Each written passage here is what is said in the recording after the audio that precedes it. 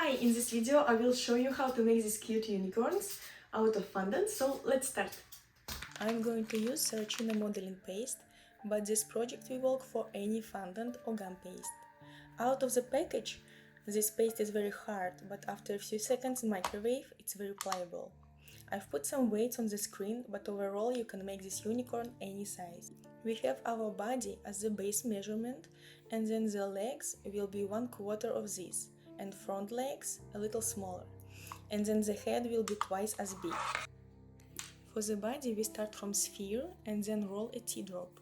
To secure it on polystyrene I'm using bamboo skewer that will also support the weight of the head. To form a leg I'm making a teardrop and then flatten the other side against my mat to make like cone shape. Then repeat for the second and comparing the size. And then I'm using this knife tool to mark the hooves, so it will be easier for us. You can also make hooves from separate piece of fondant, but my way is easier. Then I attach the legs to the side of the body with some water. Same process for the front legs, however, they should be a little longer and thinner, and I'm making hooves a little bigger. To position them, I place them on the polystyrene and then smooth the shoulders. To form a head, we slightly elongating one side to create an egg, and then I'm placing the narrow end on the skewer. Then I'm using my Dresden tool to make nostrils, adding indentations for eyes, and also marking placement for ears. To make the ears, we need a leaf shape that you pinch on one side and insert it into the hole we just did. This way the ears are secured nicely. For the eyes, we roll tiny snakes. Then I'm adding some water to the indentations we made, so when I'm trying to position the eyes, they stick, and it's way easier for me to achieve this nice look.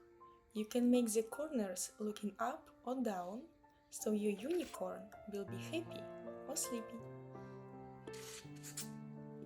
For the horn, you roll a piece of fondant and form a spiral, making sure the very end looks good.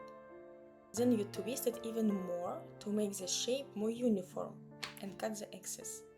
I use a toothpick to secure the horn in place. Then it's time to paint it with gold. I mix my luster dust with some Everclear and I'm painting the horn and hooves. I'm taking the unicorn from polystyrene for easy access to places at the bottom and in between the legs. Now the tail and bangs. You roll these rainbow sausages, and for each color I'm using, I've made one larger and longer sausage for the tail, then medium one to add some details, and small one for the bangs. I've made a hole for the tail and inserting it, and I've decided to curl the ends a little so my unicorns are a little different. The bangs you can place on one side or spread around the horn. That's what I did, and I've also curled the ends. Now let's add some final touches. I'm using spicy pink petal dust and adding blush with a fluffy brush. I'm using a cup of the bottle to tap the excess off to make sure I'm not overdoing it. That's it. Thank you for watching. See you next time.